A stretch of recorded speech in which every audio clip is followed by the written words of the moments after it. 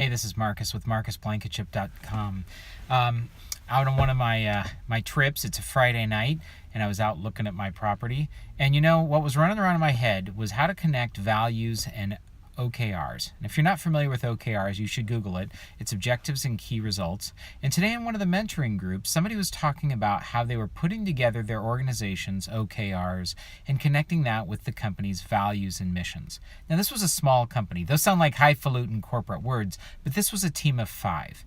And this person was working towards getting his team aligned to all pull in the right direction. So we started to talk about the values that they'd set forth, and he had everybody write their own sense of what the values should be for the company. And they came up with really good things. They came up with quality, they came up with continually improving, and they came up with adding value. And although, that's a little confusing, they came up with adding value, doing valuable work is a good way to put it. So we've got doing valuable work, doing quality work, and always getting better. Admirable, right? Really good stuff. But his team, I think, was struggling to connect what that means in the moments of doing work. Because it's one thing to have it on a piece of paper or even put it on a cubicle wall. It's a totally other thing when you are in the code as a software engineer and you think, how do I add value? We struck upon a pretty interesting idea. It was that idea that a lot of times developers are in the thick of the code and they're working on something and they have this, oh, wouldn't it be cool if we could do that kind of moment?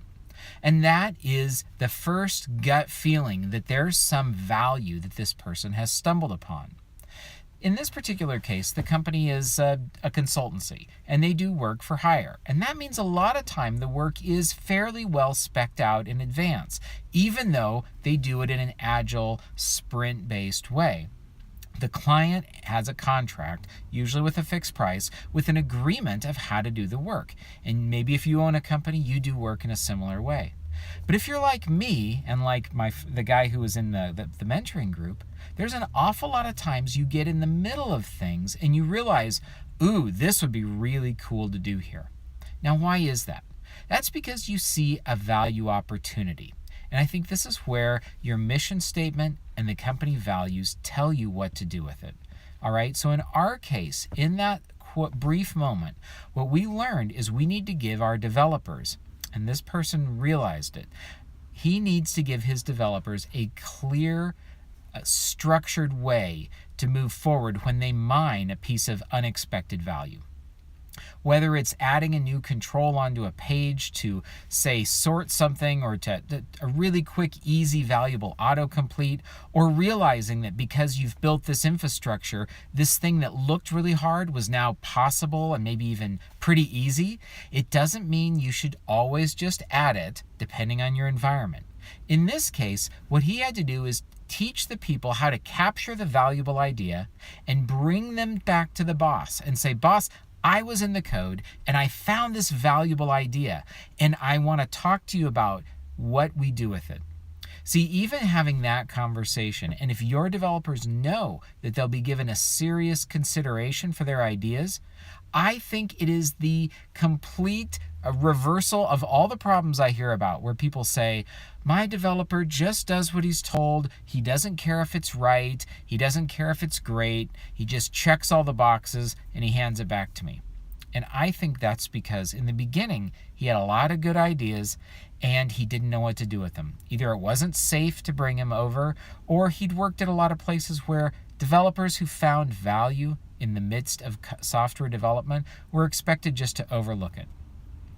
I can't tell you this. Well, let me back up. This is actually my favorite thing about Agile. It's the quality of the decisions is so much better in the middle of the project than at the beginning. And believe me, I have written lots of thick specs and done requirements documents and wireframes and visual designs ad nauseum. And I think I've got it nailed until I get to about day 5 of the coding and I realize, oh, this other thing, way better. Or, that's a great idea. I never even thought of it until I was in here working on it. And so it's that ability to see value opportunities and then bring them. If one of your beliefs is that you want your developers to add more value. Show them how to bring value opportunities to you. Again, I'm not suggesting they always just take the bull by the horns and do it themselves, although in some companies that might be exactly what you want to do. I am suggesting that you train them what to do, and you train them that you expect them to look for value. That's part of their job, because as a developer, this is what they love to do. Is what I love to do, is be in the middle of it and have an epiphany of, oh, it would be so cool if we could do that. So don't just shut that feeling down. Encourage it by teaching them that A, you want it and you expect it. You want them to bring their whole head to development, not just their fingers, okay? And B, what to do with it when they have one of those moments. All right, I'm Marcus at marcusblankenship.com. If you're interested in being a better technical leader, whether you own the company or you've got, you're simply the first tech lead, consider one of my coaching circles. I just launched the Tech Lead Accelerator program. I'm super excited about it. You can find out about it on my website, marcusblankenship.com.